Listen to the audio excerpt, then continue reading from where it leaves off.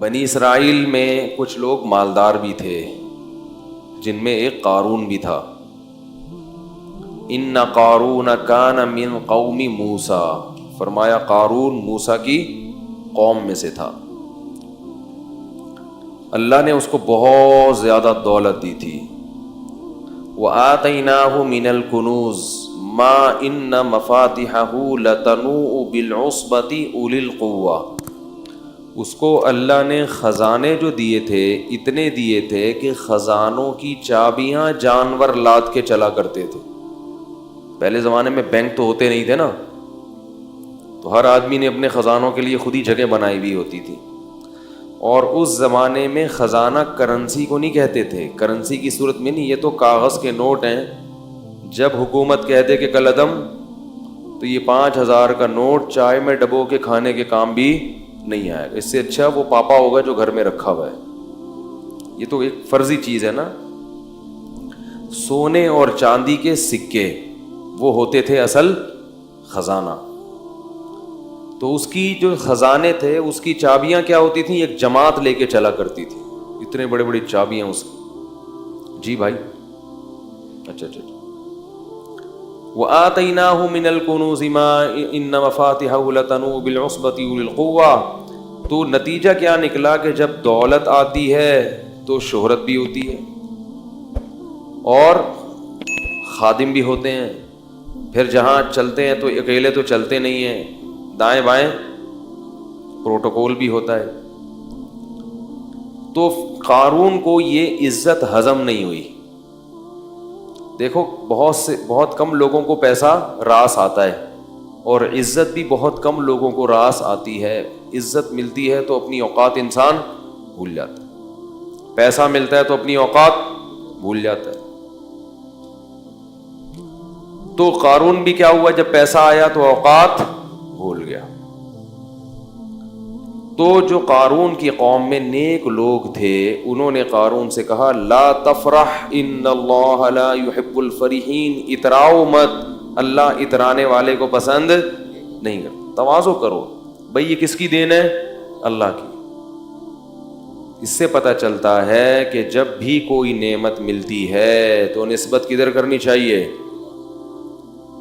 دیکھو تواضع کا مطلب یہ، تواضع اور احساس کمتری میں کیا فرق ہے؟ تواضع اور، بعض لوگ کہتے ہیں تواضع اس کا نام ہے کہ آپ کو اللہ نے کوئی نعمت دی ہو، آپ کہیں نہیں میں تو بالکل فارغ ہوں، میرے پاس کہاں، خاکسار ہے، مجھے کہاں۔ اگر میں نے کہہ دیا کہ ہاں یہ میرے پاس یہ کوالٹی ہے، نعمت ہے، تو کہیں تکبر نہ ہو جائے۔ لوگ کرتے ہیں نا، اس کو تکبر نہیں کہتے۔ اگر آپ کے پاس نعمت ہے اور آپ کو پتہ ہی نہیں کہ اللہ نے مجھے کوئی صلاحیت دی ہے، تو یہ تواضع نہیں ہے، یہ احساس کمتری ہے، جس کی وجہ سے آپ کبھی بھی ترقی، انسان کو یہ پتہ ہونا چاہیے کہ میرے اندر کیا خصوصیات ہیں، کیا کوالٹیز ہیں اور کیا برائیاں ہیں، تاکہ برائیوں سے بچنے کی کوشش کرے اور اپنی صلاحیتوں سے فائدہ اٹھائے۔ وہ فریب خوردہ شاہی جو پلا ہو کر گسوں میں، اسے کیا خبر کہ کیا ہے راہ و رسم شاہ بازی۔ شاہین کا جو بچہ تھا نا، انڈا، وہ کہیں گدھوں کے گھونسلے میں چلا گیا۔ گدھ جانتے ہیں، وہ جو مردار کھاتا ہے اس کی شکل بھی بڑی مکروسی ہوتی ہے، سر کے وہاں بال اڑے ہوئے ہوتے ہیں، اس کے پیچھے کے گدی کے مردے نکال کے کھاتا ہے وہ۔ اور شاہین بڑا خاندانی جانور ہے، اس کی شکل بھی خوبصورت۔ اللہ نے جانوروں کو جو جیسے کام دیے نا اسی حساب سے ان کی شکل بھی بنائی ہے۔ یہ بھی اس کی علامت ہے کہ یہ کائنات اتفاق سے وجود میں نہیں آئی، اس کو ایک سوچے سمجھے منصوبے کے تحت ڈیزائن کیا گیا ہے۔ شیر کی شکل بھی کیسی ہے؟ شیروں والی، اور گیدڑ سالہ حرکتیں جیسی گیدڑوں والی، تو منہ بھی گیدڑوں والا ہے اس کا۔ کتے کی شکل بھی کیسی ہوتی ہے؟ کتے جیسی ہوتی ہے۔ تو ہر جانور کو نا اسی حساب سے بنایا۔ لوگ کہتے ہیں نا کتے کو کتا کیوں کہتے ہیں؟ کہتے ہیں حرکتیں کتے جیسی ہیں اس کی۔ کتے کو کتا کیوں کہا جاتا ہے؟ حرکتیں کتے جیسی ہوتی ہیں۔ تو شاہین جو ہے وہ بڑا خوبصورت جانور ہے، شکار کر کے کھاتا ہے، اور اس کے شکار کا اسٹائل اور انداز بڑا خوبصورت ہوتا ہے. کبھی دیکھیں آپ, اس پہ سرچ کریں یوٹیوب پہ. تو اب وہ جو اس کا انڈا تھا نا شاہین کا, اس کی مادہ کا انڈا, وہ کہیں گدھوں کے گھونسلے میں رہ گیا. اب وہ بڑا ہوا تو اس کو یہ پتہ ہی نہیں کہ میں کیا ہوں, شاہین ہوں. حرکتیں اس نے گدھوں جیسی شروع کر دی, وہی گھٹیا حرکتیں, مردار کھانا, مردے سونگنا جا جا کے, کبھی جھپٹنا پلٹنا اور شکار کرنا اور عقابی نگاہیں ڈالنا. یہ چیزیں کیا ہوا, دیکھتا بھی ایسے ٹیڑھی آنکھوں سے تھا. عقاب تو ایسے دیکھتا ہے نا, ایسے دیکھا, عقاب کی آنکھیں بہت تیز ہوتی ہیں. شاہین کی, شکرے کی, یہ جو جانور ہے نا, یہ ان کی بڑی تیز آنکھیں ہوتی ہیں. تو اس پہ علامہ اقبال نے بڑا پیارا شعر کہا ہے, وہ فریب خوردہ شاہین, وہ شاہین جو بیچارہ فریب میں آ گیا ہو, دھوکے میں آ گیا ہو, جو پلا ہو کرگسوں میں, کرگس کہتے ہیں گدھ کو, اسے کیا خبر کہ کیا ہے راہ و رسم شہباز جو ہے نا, اس کے طور طریق کیا ہوتے ہیں, اس کا لائف اسٹائل کیا ہوتا ہے. اس شاہین کو بیچارے کو کیا پتا جو گدھوں میں رہا ہو. تو جو شاہین گدھوں میں رہا اور اس کو اپنی کوالٹیز کا علم نہیں ہے, تو ہم یہ نہیں کہیں گے اس میں اتنی تواضع ہے کہ یہ ماننے کے لیے تیار ہی نہیں ہے کہ میں شاہین ہوں. یہ ہر وقت خاکسار گدھوں کی طرح کس پہ جاتا ہے, کبھی جھپٹنے کی پلٹنے کی کوشش نہیں کرتا. تو یہ تواضع نہیں ہے, یہ احساس بولو بھائی کمتری, اپنی صلاحیتوں کا احساس ہی نہیں ہے. جب صلاحیت کا احساس ہی نہیں ہوتا تو آپ اور زیادہ دبتے چلے جاتے ہیں. اس لیے انسان کو اپنی صلاحیتوں کا علم ہونا چاہیے. بڑی صلاحیتیں دی اللہ نے انسان کو. آپ کے پاس ایک صلاحیت نہیں ہے تو کوئی دوسری ہوگی. تبھی تو میں والدین سے کہتا ہوں اپنے بچوں کو گن پوائنٹ پہ ایک ہی چیز پہ مجبور نہ کیا کرو. تو ڈاکٹر ہی بنے گا, تیرا باپ ڈاکٹر تھا تو کیا بنے گا, ڈاکٹر بنے گا. بھائی اس میں نہیں ہے صلاحیت, اس کو ایسا فورس کر کر کے وہ پنچر والا بن گیا بعد میں جا کے. ٹھیک ہے, وہ کہیں کا بھی نہیں رہا, حالانکہ اس میں کسی اور چیز کی صلاحیت تھی, مگر آپ کو نہ ادھر کا رہا نہ ادھر کا رہا. پنچر کی دکان کھول کے, جائز کام ہے, پنچر کی دکان کوئی برا کام نہیں ہے, لیکن جو والدین بنانا چاہتے تھے وہ تو نہیں بنانا, بن گیا وہ. اور اگر ڈاکٹر بن بھی گیا تو لوگوں کو مارے گا وہ, کیونکہ جس چیز کی آپ میں صلاحیت نہیں ہوتی, آپ اگر وہ بن جائیں تو کیا کرتے ہیں, بن تو سب کچھ, ہمارے ملک میں ہر آدمی سب کچھ بن جاتا ہے. جب لوگ مفتی بن سکتے ہیں بغیر علم کے اور محقق بن سکتے ہیں, تو ڈاکٹر انجینئر کس کھیت کی مولی ہے بھائی, محقق بنے ہوئے لوگ. تو اس لیے اپنی صلاحیتوں کا علم نہ ہونا یہ کیا ہے, احساس کمتری. لیکن آپ میں کوئی صلاحیت ہے نہیں اور آپ خامخواہ میں اس خوش فہمی میں مبتلا ہے کہ میرے اندر یہ چیز ہے, اس کو کہتے ہیں خود پسندی, عجب. نہیں یار بعض لوگوں کو میں فنٹر گیری بھی کہہ سکتے ہیں آپ, اس کو کیا کہہ سکتے ہیں, فنٹر گیری. ٹھیک ہے نا, یہ بھی بہت سے لوگ ہوتے ہیں خود پسندی میں مبتلا ہے, ہم چما دیگرے نیس, ہم جیسا تو کوئی ہے ہی نہیں. بھائی جتنے ہو اتنا ہی رہو, اس سے آگے بڑھنے کی کوشش مت کرو. یہ باطن کی برائیاں ہیں, دل کی برائیاں ہیں جو انسان کو تباہ کر دیتی ہیں. تو جو صلاحیت ہے اس کا علم ہو, مگر اس صلاحیت کو اپنا کمال اگر سمجھنا شروع کر دیا تو یہ تکبر ہے جو اللہ کو پسند نہیں ہے. یعنی یہ سمجھنا شروع کر دیا میرا کمال ہے, یہ آپ کا کمال نہیں ہے, یہ صلاحیت گاڈ گفٹڈ ہے, اللہ کی طرف سے آپ کو گفٹ میں ملی ہے, بلکہ بھیک میں ملی ہے. گفٹ تو اپنے جیسوں کو دیا جاتا ہے, ہم تو کیا ہیں, بیکاری بھیک پہ فخر. ابے بول لو بھائی, بھیک پہ فخر تھوڑی کرتا ہے.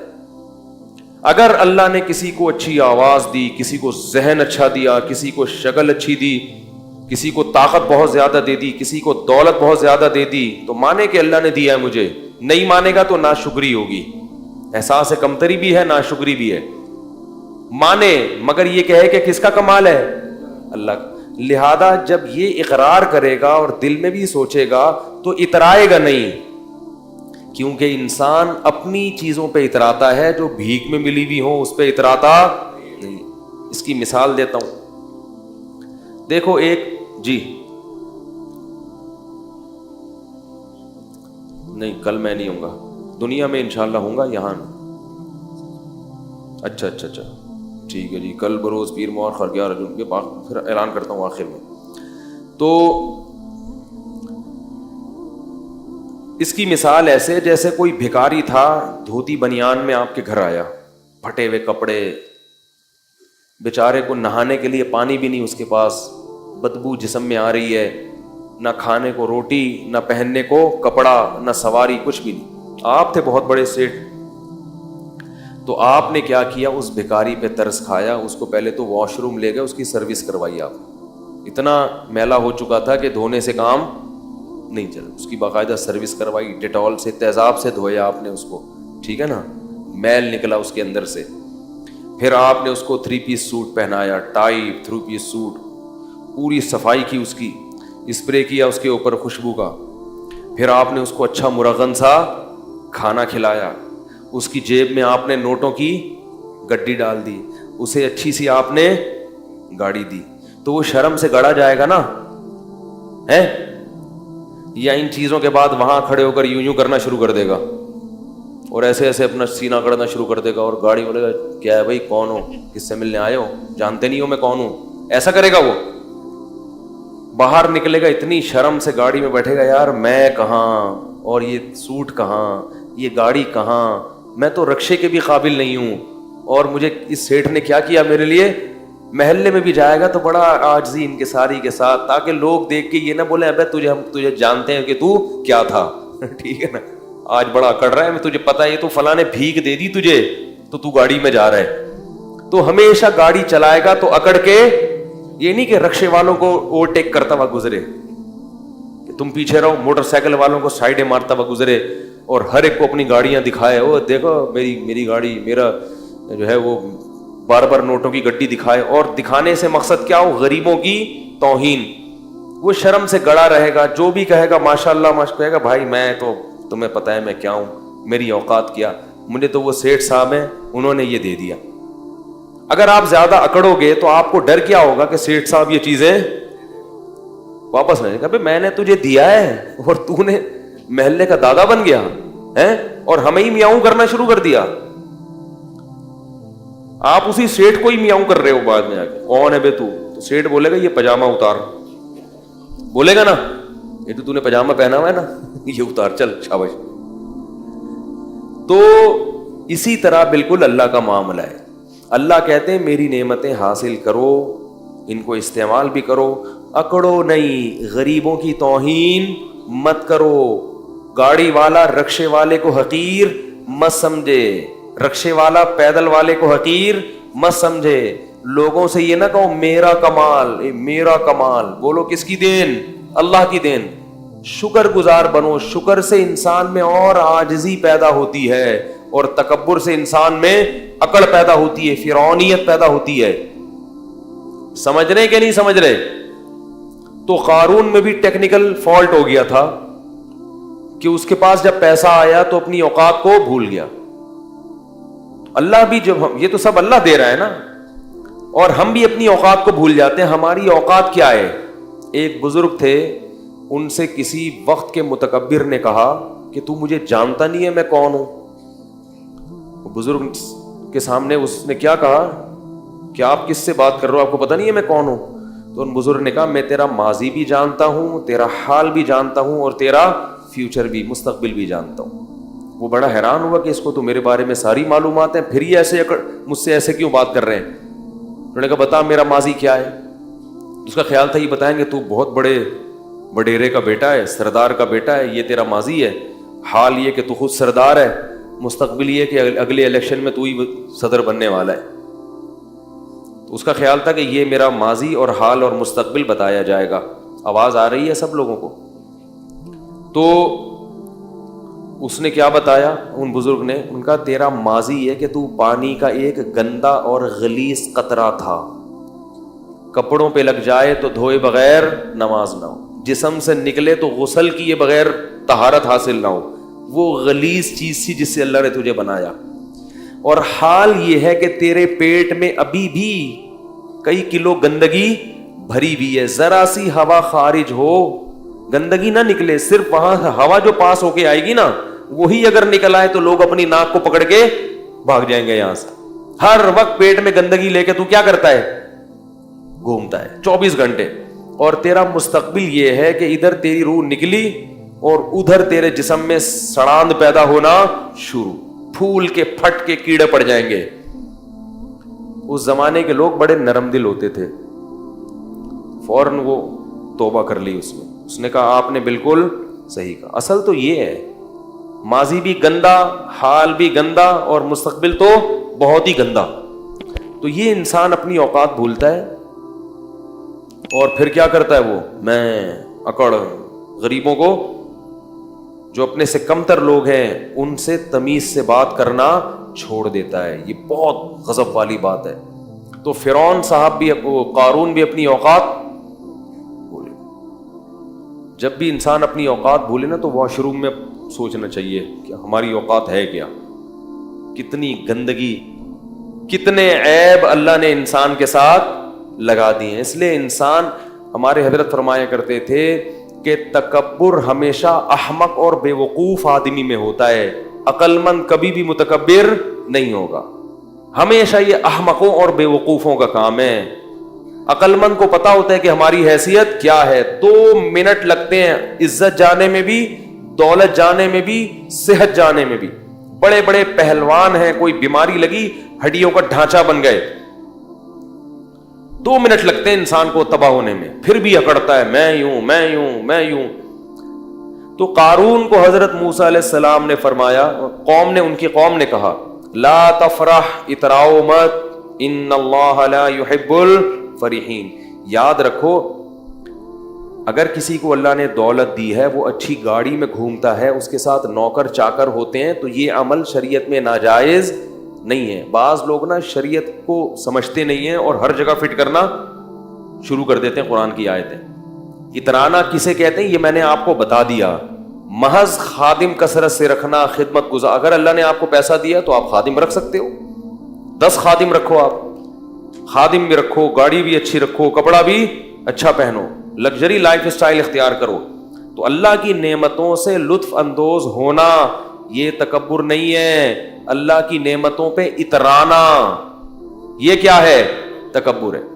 علماء نے مسئلہ بیان کیا ہے, فقہاء نے, کہ اگر کوئی شخص کسی مالدار گھرانے کی خاتون سے شادی کرتا ہے, جس خاتون کے گھر میں خود کام کرنے کا رواج نہیں ہے, اتنے لگژری لائف اسٹائل ہے ان کا کہ ان کے ہاں نوکر کام کاج کرتے ہیں, عورتیں گھر کے کام نہیں کرتی.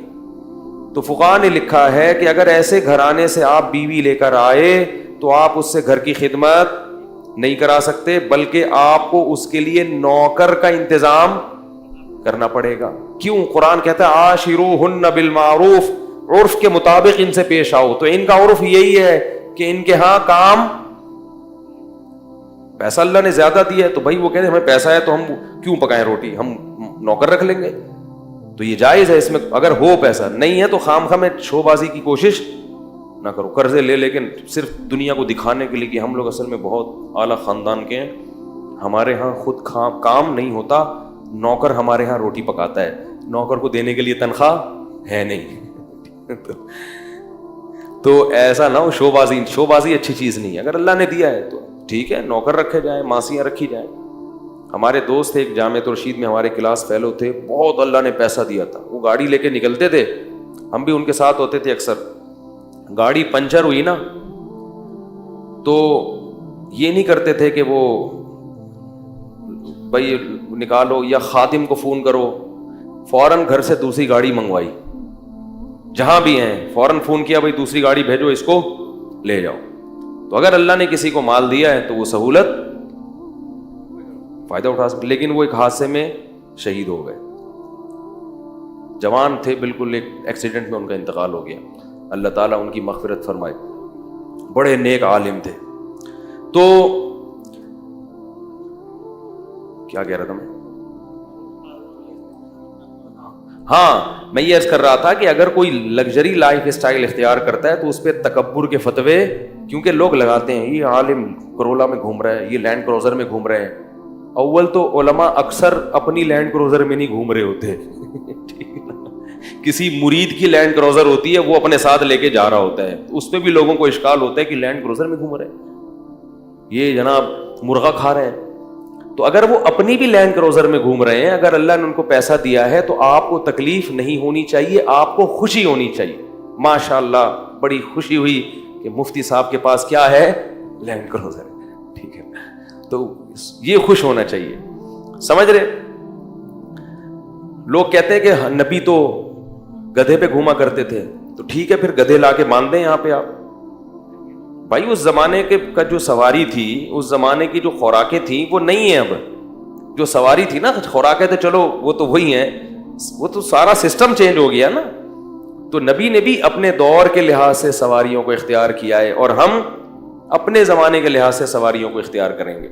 خیر، تو قارون سے کہا کہ لا تفرح اترامت ان اللہ لا يحب الفرحین وابتغی فیما آتاک اللہ الدار الآخرہ. ہر پیسے والے کو یہ حکم ہے جو قارون کو دیا جا رہا ہے کہ اللہ نے تجھے جو نعمتیں دی ہیں اس سے آخرت کی فکر بھی کر، کیونکہ پیسے سے جیسے دنیا کے مزے حاصل ہوتے ہیں، آخرت کے مزے بھی پیسے سے حاصل ہو سکتے ہیں. سارا دنیا پہ ہی لگا رہا ہے، آخرت کے لیے بھی تو کوئی ڈپازٹ کر. بھائی اللہ نے آپ کو اتنا پیسہ دیا ہے، اتنے نوکر چاکر سب، تو کچھ حصہ آخرت کے لیے بھی تو رکھو کہ میرے گناہوں کی معافی میں وہ کام آئے. آخرت کے لیے تو کچھ کر ہی نہیں رہا. اور وَلَا تَنْسَ نَصِيبَكَ مِنَ الدُّنْيَا، اور اے قارون یہ مت بھول کہ تو نے دنیا میں رہنا کتنا ہے. جتنا دنیا میں حصہ ہے نا اس کو بھولنا نہیں ہے، وہ بہت تھوڑا سا ہے. دولت تو ہے اتنی مگر عمر لمبی. بھائی آپ ارب پتی بن سکتے ہو، پوری دنیا کی دولت خرید سکتے ہو، مگر عمریں 60-70 سال سے اوپر تجاوز نہیں کرتی. تو کھا تھوڑی سکتے ہو اتنا، کھا تو اتنا ہی، پیٹ بھی اتنا ہی ہے، روٹی بھی 2 ہی کھا سکتے. اب ایک آدمی کے پاس کروڑوں روپے آ گئے تو کیا کھائے گا وہ؟ بھائی غریب تھا تو ناشتہ ہی نہیں کرتا تھا، ذرا پیسہ زیادہ آ گیا تو پراٹھا کھا لیا اس نے، اور پیسہ آ گیا تو پراٹھے کے ساتھ انڈا بھی ہو گیا، اور کیا کرے گا؟ بریڈ کھا لے گا، اور کیا کر لے گا؟ بھائی پیٹ تھوڑی بڑا ہو رہا ہے.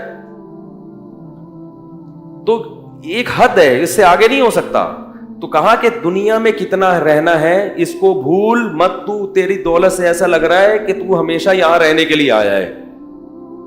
کتنی اچھی نصیحت تھی، ذرا سی بھی سینس ہوتی تو فوراً مان لیتا. اور ایک بات یہ بھی کی، احسن کما احسن اللہ الیک، جیسے اللہ نے تجھ پر احسان کیا ہے تو تو بھی اللہ کی مخلوق پر احسان. تیرے پاس اتنا ہے، یہاں لوگوں کو کھانے کی روٹی نہیں، بنی اسرائیل پہ ظلم ہو رہا ہے، تو تو بھی کیا کر، اپنی قوم کے لوگوں پہ خرچ کر، آخرت بنا اس سے آخرت. تو جواب میں کیا کہتا ہے؟ وَأَحْسِن كَمَا أَحْسَنَ اللَّهُ إِلَيْكَ إِنَّ اللَّهَ يُحِبُّ الْمُحْسِنِينَ. تو جواب میں کہتا ہے إِنَّمَا أُوتِيتُهُ عَلَىٰ عِلْمٍ عِندِي، یہ میں نے اپنی مہارت اور اپنی محنت سے کمایا ہے. مجھے اللہ نے، میرے پاس دماغ کیسا ہے؟ خاص دماغ ہے. اس دماغ کو لڑا کے میں نے کیا کیا ہے؟ تو میں نے کمایا. جو غریب ہے وہ اپنی مرضی سے غریب ہے، میں نے تھوڑی کہا کسی کو غریب بنو. آج مالدار آدمی یہ بات زبان سے کہتا نہیں ہے مگر دل میں ہوتی ہے یہ کہ بھائی وہ نہیں، میں نے ایکچولی وہ ہے محنت نہیں کر سکے، میں نے تو اتنی محنت کی ہے، میں تو ایسا دماغ لڑایا ہے، تو میں اپنا پیسہ کسی اور کو کیوں دوں؟ حالانکہ محنت بہت لوگ کرتے ہیں، ملتا ہر ایک کو. اگر محنت میں ملتا تو مزدور سب سے مالدار ہوتے ہیں. سب سے زیادہ محنتی کون ہوتے ہیں؟ گڑھا کھودنے والے. اور اگر ذہانت پہ ملتا تو بے وقوف تو بیچارے بھوکے مر جاتے. میں نے اپنی زندگی میں زیادہ تر، سب کی بات نہیں کر رہا، زیادہ تر بے وقوفوں کے پاس پیسہ دیکھا ہے.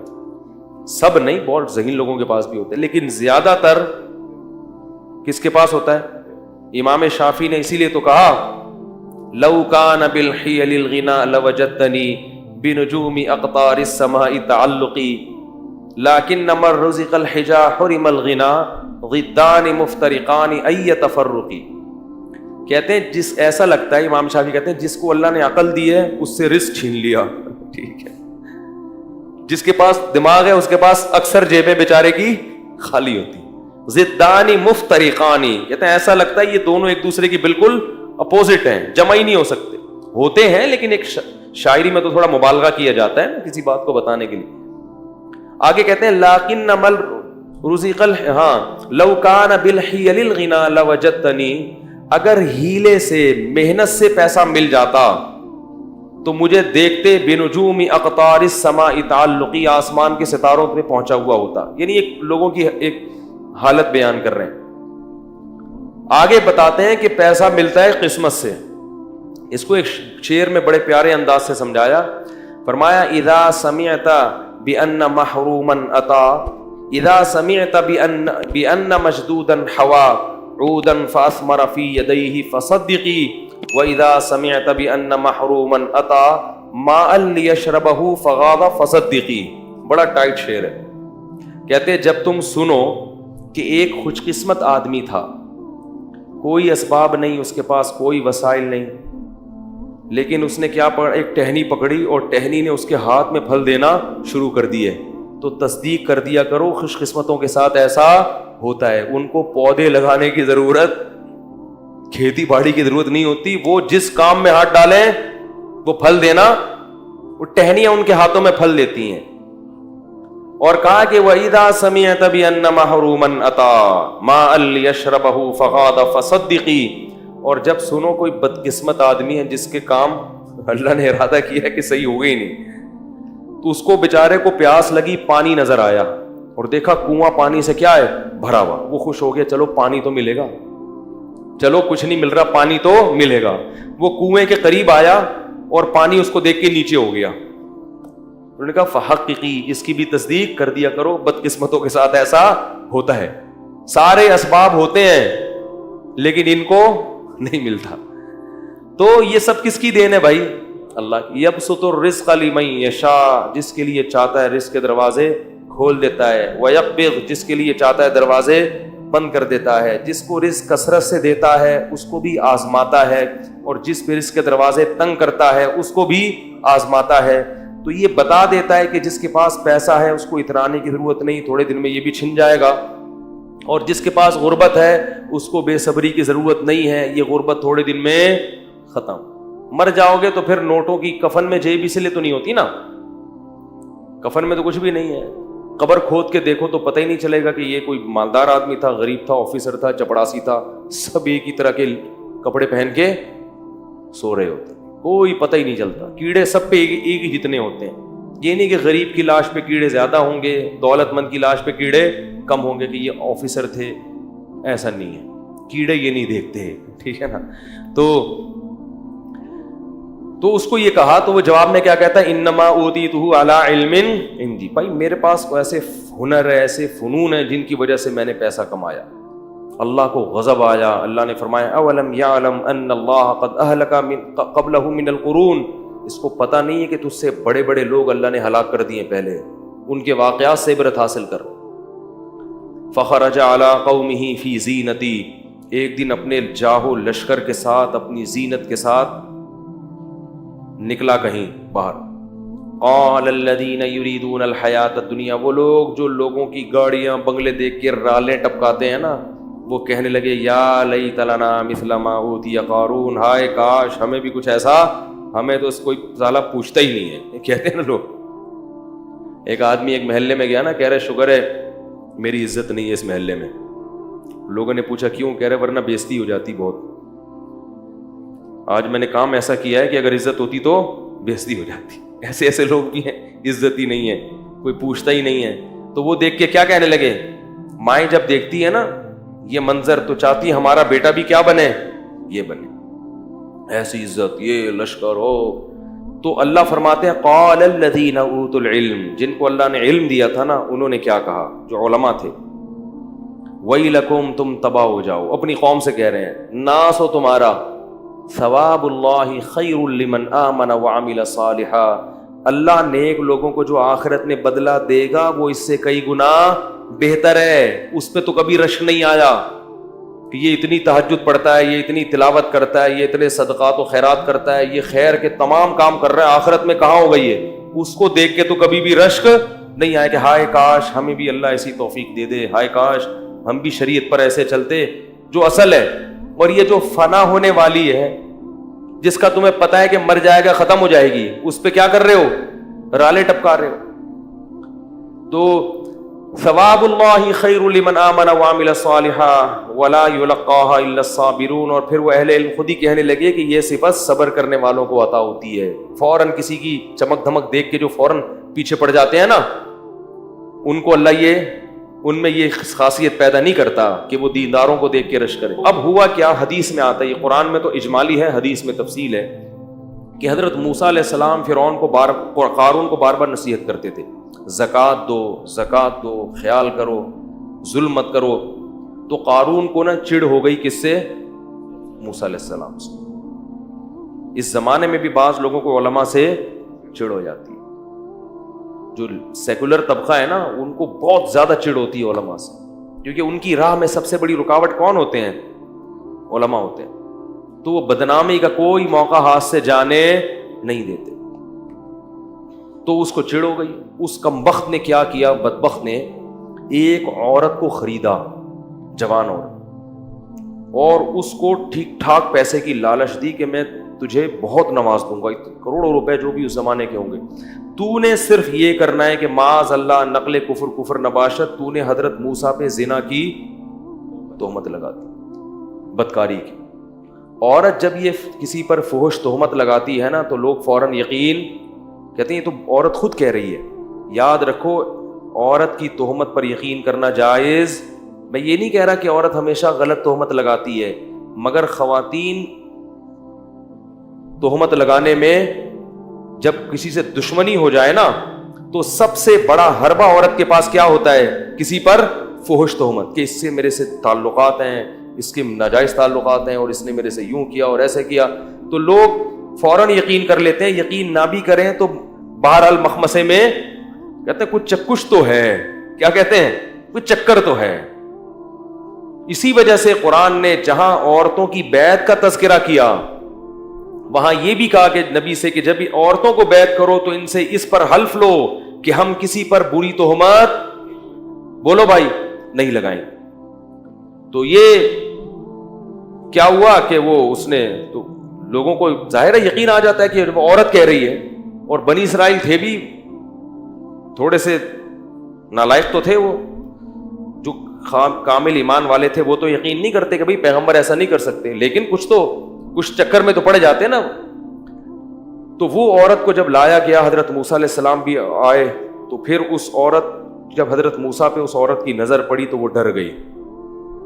اس کو خوف پیدا ہو گیا کہ میں اتنے لاکھوں روپے، کروڑوں روپے لے رہی ہوں، مگر میں کس پہ تہمت لگا رہی ہوں، میرا بنے گا کیا قیامت کے دن. اللہ نے اس کے دل میں خوف پیدا کر دیا اور وہ تہمت لگانے سے باز آ گئی. اور اس نے بتا دیا کہ مجھے قارون نے پیسے دیے تھے جھوٹی تہمت لگانے کی. حضرت موسیٰ کو غضب آیا، اسی وقت بد دعا کی قارون کے لیے کہ اللہ تو اس کو کیا کر دے، ہلاک. وہی قارون اپنے خزانوں سمیت زمین میں دھسنا شروع ہو، اور حضرت موسیٰ کو پکارتا رہا کہ اے موسیٰ معاف کر دے، معاف کر دے، معاف کر دے. موسیٰ علیہ السلام نے کہا نہیں. دستہ بالآخر پورے خزانوں کے ساتھ جب وہ دھس رہا تھا زمین میں، تو وہ جو لوگ کل کہہ رہے تھے نا، قرآن کے الفاظ ہیں، کہہ رہے تھے کہ ہائے کاش ہمارے پاس بھی ایسا ہوتا، وہ کہنے لگے وَإِكَنَّ اللَّهَ يَبْسُطُ الرِّزْقَ لِمَن يَشَاءُ. اور بھائی اللہ جس کو چاہے رزق دے دے، جس کو چاہے غریب بنا دے، ہمیں یہ پیسہ نہیں چاہیے.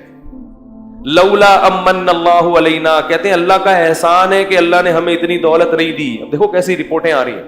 علماء جب سمجھا رہے ہیں تو سمجھ میں نہیں آ رہا. جب منظر دیکھا نا دھستا ہوا، کہ وہ چیخ رہا ہے کہ اے موسیٰ معاف کر دے، اور وہ زمین میں دھستا جا رہا ہے، تو کہنے لگے کہ وَإِكَنَّ اللَّهَ يَبْسُطُ الرِّزْقَ لِمَن يَشَاءُ وَيَقْدِرُ وَإِكَ لَوْلَا أَمَّنَّ اللَّهُ عَلَيْنَا لَخَسَفَ بِنَا. اللہ کا احسان نہ ہوتا تو ہم پہ بھی عذاب آتا. إِنَّهُ لَا يُفْلِحُ الْكَافِرُونَ. اللہ کا انکار کرنے والے کبھی بھی کامیاب نہیں ہوتے. اب بعض لوگ یہاں پر یہ کہتے ہیں کہ اگر وہ اللہ کو پکارتا تو اللہ توبہ قبول کر لیتا، حضرت موسیٰ کو پکارا تو حضرت، یہ غلط ہے. یہ کیا ہے؟ یہ اس میں پیغمبر کی کیا ہے؟ حضرت موسیٰ کو پکارنے کا مطلب یہی تھا کہ آپ کی بد دعا سے ہو رہا ہے تو آپ اللہ سے کہیں کہ مجھے بچا لے، جبکہ حضرت موسیٰ نے ارادہ کیا کہ اب بچانے کا نہیں ہے. اور پیغمبر اپنی قوم کے بہت خیر خواہ ہوتے ہیں، اس لیے یاد رکھو کہ بد دعا دینا ہر صورت میں غلط نہیں ہے. جب بہت زیادہ کسی کو ستایا جائے اور حدود کو توڑ دیا جائے تو بد دعا دینا ایسی صورت میں جائز ہے. یہ جو لوگ کہتے ہیں نا ہمارے نبی نے کبھی بد دعا نہیں دی، ایسا نہیں ہے. ہمارے نبی نے حتی الامکان صبر کیا ہے، طائف میں پتھر کھا کے بھی بد دعا نہیں دی، لیکن بعض مواقع پر آپ نے بھی بد دعا کی ہے. بہت زیادہ معاملہ ہوا اور آپ کے صحابہ کو قتل کر دیا دھوکے سے، تو آپ نے باقاعدہ قنوت نازلہ پڑھی ہے پھر. تو اس لیے اگر کوئی کسی کے خلاف بہت سخت مجبوری میں آ کے بد دعا کرتا ہے تو یہ تقوی کے خلاف نہیں ہے. ایک صحابی رسول تھے، ان پر کسی عورت نے، مجھے ان صحابی کا نام ذہن سے نکل گیا، ان پر کسی مرد نے کچھ بری کوئی تہمت لگائی تھی، تو ان صحابی نے بد دعا کی. بصرہ میں تھے غالباً وہ، کہ فوراً اس شخص کے خلاف بد دعا کی. اس نے بھی ایسے کسی جھوٹی تہمت لگائی، گناہ کی طرف منسوب کیا. تو وہ بندہ صبح اٹھا، اس کی بینائی چلی گئی بد دعا کی وجہ سے نا. لوگ آئے ان صحابی رسول کے پاس اور کہا کہ آپ اس کے لیے دعا کر دیں کہ اس کی بینائی واپس لوٹ آئے. ان صحابی نے کہا کہ اللہ نے میرے ساتھ یہ انعام کیا ہے کہ میری بد دعا کو فوراً قبول کر لیا، تو میں اب اللہ کی اس رحمت سے پیچھے نہیں ہٹوں گا. یہ تو اللہ نے مجھے عزت دی ہے کہ ادھر بد دعا کی ادھر قبول ہو گئی. تو ہر ایک کا جو سوچنے کا انداز ہے نا وہ کیا ہوتا ہے، مختلف ہوتا ہے. تو یہ بھی اللہ کی محبت میں ہی کر رہے ہیں. بھائی اللہ نے مجھے ایک چیز دے دی، میری برات ایسے اعلان کر دیا، پوری دنیا کو دکھا دیا کہ میں صحیح ہوں، اور فوراً بد دعا قبول کر کے اس کو اندھا کر دیا. تو یہ تو اللہ نے میرے ساتھ اکرام کیا ہے، میں کیسے اس سے پیچھے ہٹوں. تو یہ ہر ایک کا سوچنے کا انداز کیا ہوتا ہے، مختلف ہوتا ہے. بعض دعا کر کے واپس بھی نہیں آ جاتی اگر وہ دعا، یہ بھی ٹھیک تھا. تو وہ جو بھی اہل اللہ ہیں وہ خود بہتر فیصلہ کرتے ہیں اس موقع پر کہ ہمیں دعا کرنی چاہیے یا بد دعا. لیکن بہرحال ہمارے نبی کی سیرت میں برداشت کا پہلو بہرحال غالب ہے. یہ جو چھوٹی چھوٹی باتوں پہ بد دعائیں اور خواتین کی بد دعائیں اللہ بچائے، شکر ہے قبول نہیں ہو رہی. بچوں کو بد دعائیں، تیرا ناس ہو منوس، تیری گردن دبا دوں، مروڑ کے پھینک دوں، دھمکیاں. لیکن نبی صلی اللہ علیہ وسلم نے والدین کو منع کیا ہے اولاد کو بد دعا دینے سے. قبولیت کی گھڑی ہوتی ہے. اولاد، ماں باپ کی دعائیں جیسے اولاد کے حق میں بہت جلدی قبول ہوتی ہیں تو بد دعائیں بھی بہت جلدی. وہ حدیث میں واقعہ ہے نا، وقت کافی زیادہ ہو گیا، وہ واقعہ سناتا تو جلدی سے سنا دیتا ہوں، وہ تھوڑا سا 4-5 منٹ میں. یہ واقعہ تو ختم ہو گیا قارون کا. حدیث میں آتا ہے قارون قیامت تک دھستا رہے گا زمین میں، ابھی بھی دھس رہا ہے، وہ چلتا چلا جائے گا، چلتا چلا جائے گا. اللہ اس عذاب سے ہم سب کو بچائے.